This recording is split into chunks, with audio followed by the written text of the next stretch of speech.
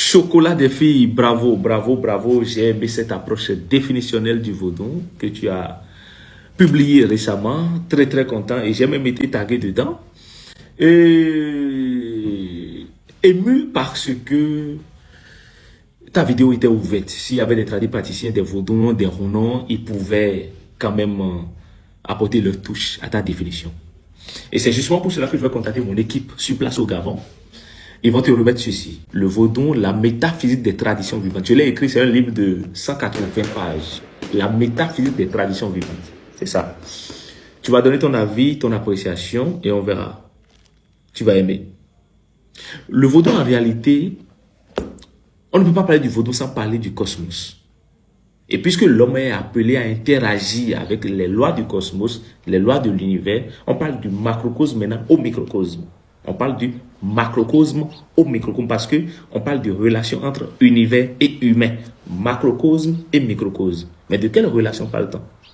En fait, le vaudou n'est rien d'autre qu'un système d'organisation, d'interprétation, d'interaction entre les lois et les forces du cosmos et de l'univers. Mais le pourquoi de toute chose, le pourquoi est à l'origine de toute découverte scientifique. L'étonnement qui a amené tous les peuples du monde entier à accéder à la connaissance, a aussi amené nos anciens, nos grands-parents, nos parents, à sortir et à aller découvrir cette tradition-là, qui est le vaudou. Pourquoi est-ce qu'il y a les éclats? Pourquoi est-ce que la foudre fait si brrr? Pourquoi est-ce qu'il y a les blizzards? Pourquoi est-ce qu'il y a les éclipses solaires? Pourquoi est-ce qu'il y a ci? Pourquoi est-ce qu'il y a ça? Et donc, c'est le pourquoi des choses qui amènent les ancêtres à commencer par observer de plus près les réactions, les manifestations des lois du cosmos. En fait, tout est parti de l'observation. Et donc, de cette observation, nos ancêtres maintenant sont arrivés à ce qu'on appelle l'hypothèse. Est-ce que ce n'est pas une force qui est derrière ces manifestations des lois du cosmos? Est-ce que ce n'est pas,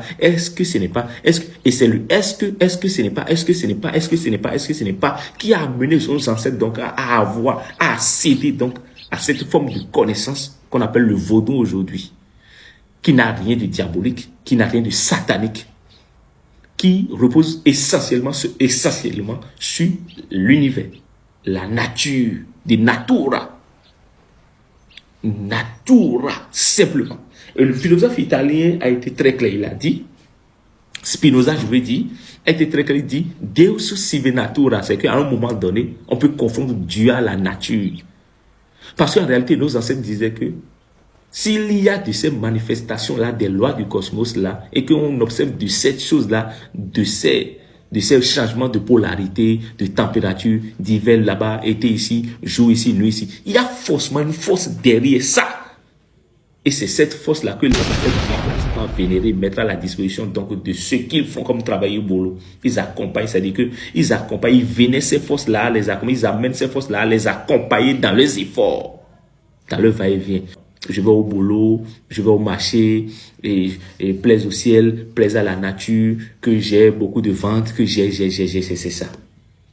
Et donc, en réalité, partant de l'observation, les ancêtres ont commencé par émettre des hypothèses. Et de ces hypothèses, ils sont allés à l'expérience. Parce qu'aujourd'hui, tu sais, les ancêtres ont tellement découvert beaucoup de choses que on sait qu'aujourd'hui, qu'on ne peut pas mettre cette feuille-là sur cette feuille-là parce que ça va susciter ceci. On sait qu'on ne peut pas mettre caméléon à côté de scorpion, sinon ça va susciter ceci. En fait, c'est des expériences. Et de ces expériences, maintenant, on est allé à des analyses. Des analyses qui nous ont amené maintenant à des conclusions. Et donc, en réalité, le vaudou, en fait, repose sur l'idée selon lesquelles, je vais dire, le cosmos, même en question, est régi par des forces constantes.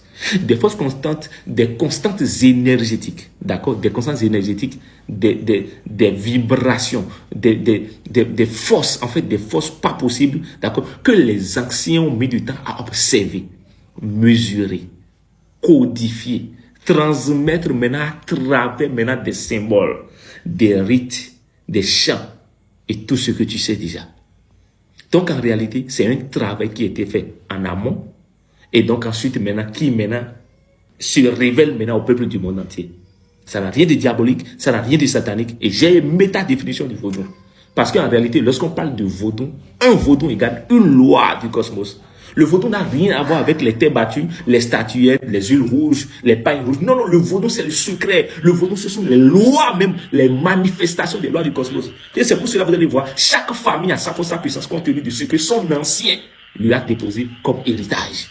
Dans notre maison, ils sont très forts dans la manipulation des feuilles des métaux. Le secret qu'il a dans les feuilles des métaux, le goût. Dans leur maison, ils sont très forts dans ce qu'on appelle la manipulation de l'énergie tellurique. Ils sont très forts dans l'autre maison, dans ce qu'on appelle la manipulation des énergies des eaux et tout. En fait, chaque famille a sa spécialité, compte tenu de ses recherches et tout. Mais c'est clair, c'est la vérité. Chocolat. Merci. Professeur.